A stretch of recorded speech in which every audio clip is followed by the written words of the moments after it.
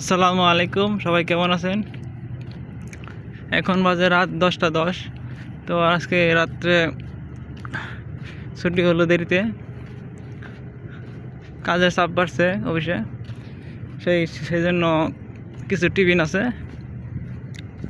সামনে ঈদ, সেই জন্য কিছু কাজ আগায় নিতে যাচ্ছে।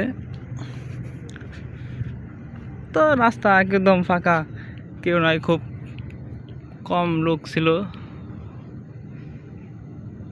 অল্প কিছু লোকের টিফিন ছিল। তো মোটামুটি ভালোই, ঠিক আছে, চলতেছে।